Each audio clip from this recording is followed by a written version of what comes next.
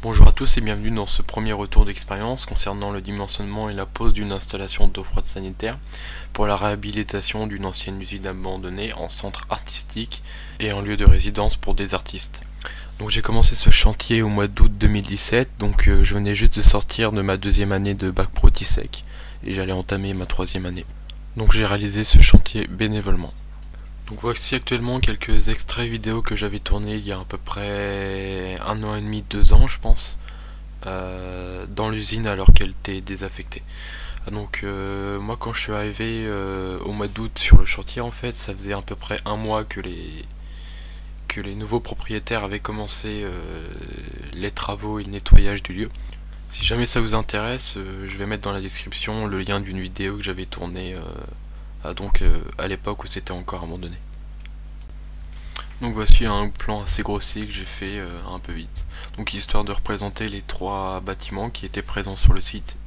Donc tout en haut, on va voir le premier bâtiment d'une superficie de 700 mètres carrés, dans lequel on va avoir donc les salles de spectacle, de répétition et les bureaux.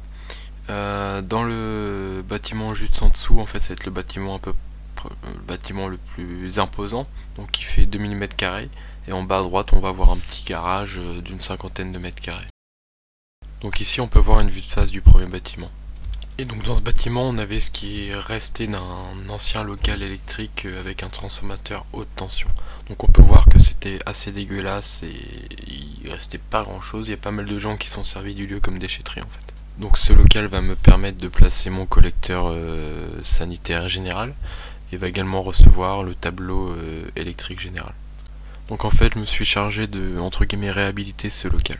Donc il y avait un gars carrément sympa qui était là en CDD et ce gars là m'a aidé à démonter les trois armoires électriques et ensuite on les a sorties puis je les ai découpées. Donc au final il y en avait à peu près pour 900 kg rien que pour les armoires électriques. Donc une fois qu'on a enlevé toutes les armoires, en fait j'ai pu procéder au nouvel aménagement entre guillemets du local technique. Donc on peut voir sur les photos qu'il y avait des espèces de tranchées en béton en fait sous les armoires, donc ça permettait de passer les câbles électriques. Donc en fait on peut voir également sur une photo qu'on a une sortie de tranchée avec les anciennes alimentations électriques, et c'est par cette même sortie de tranchée qu'on va faire arriver l'électricité et l'eau.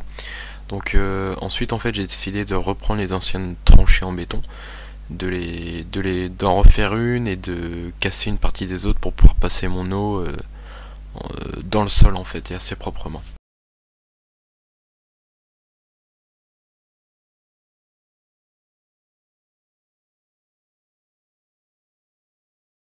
Donc ensuite une fois que j'ai fini de casser le béton, j'ai fait des coffrages avec les moyens du bord parce que j'avais pas grand chose, et pour ensuite faire la continuation en fait des tranchées en béton.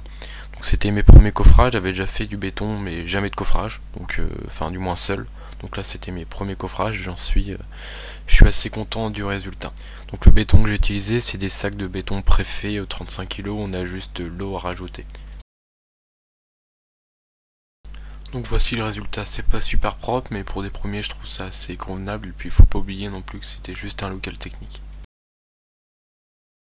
Ensuite j'ai placé un rail Mupro avec 3 colliers charge lourde d'un pouce qui vont me permettre de faire passer ma conduite d'eau générale jusqu'à mon collecteur.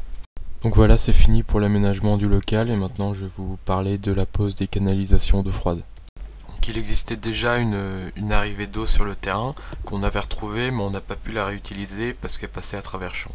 Donc du coup on a dû refaire une arrivée d'eau à partir de la rue. Donc là on peut voir un camion avec une pompe aspirante qui venait faire la tranchée de la canalisation passante dans la rue jusqu'au terrain. Donc de base dans mon dimensionnement j'avais prévu un diamètre d'arrivée générale en PEHD de 40, sauf que la collectivité a passé un 32 et j'ai pas pu faire changer ça même en ayant demandé. Donc là on peut voir le robinet d'arrêt général, le compteur volumétrique et le clapet anti-pollution qui est obligatoire. Donc ensuite on a notre tube qui part du compteur jusqu'au local technique, qui a été enterré à 1 mètre de profondeur et gainé évidemment, donc d'un diamètre de 40.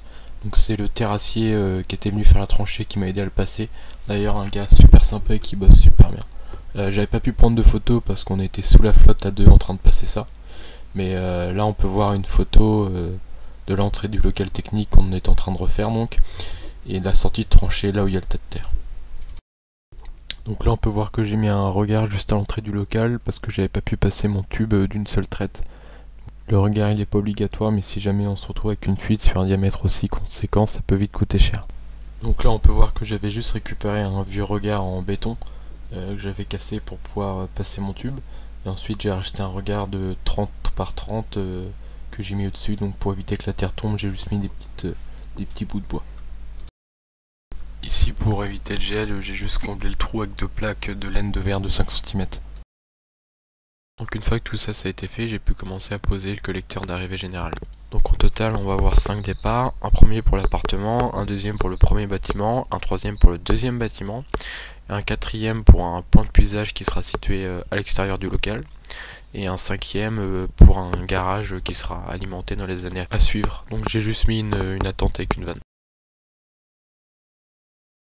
Donc ici c'est la sortie des canalisations du local technique. Donc étant donné qu'il y avait une mezzanine en IPN, j'ai utilisé des crapauds de fixation et des rails Mupro et des colliers charge lourde. Et donc j'ai tout passé mes tubes comme ça. C'était une tâche très longue, j'ai dû mettre environ 3h30, 4h rien que pour poser les rails Mupro, en sachant que c'était la première fois que j'utilisais les crapauds de fixation. Une fois que j'avais tout fini, j'ai tout isolé avec du calorifuge de 13 mm. Toutes les photos sont pas forcément à jour. Depuis j'ai également posé du calorifuge de 13 mm et également des lyres de dilatation.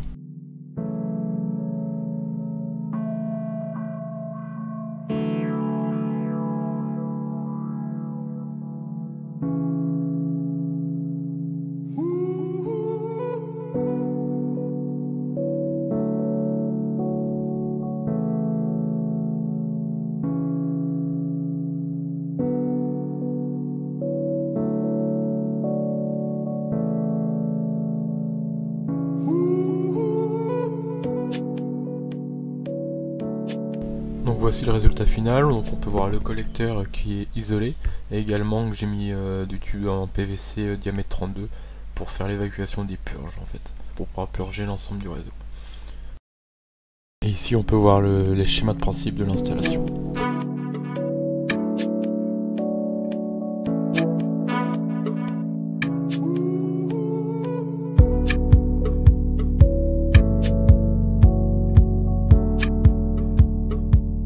Voilà, donc c'est la fin de cette première partie concernant ce rapport d'expérience.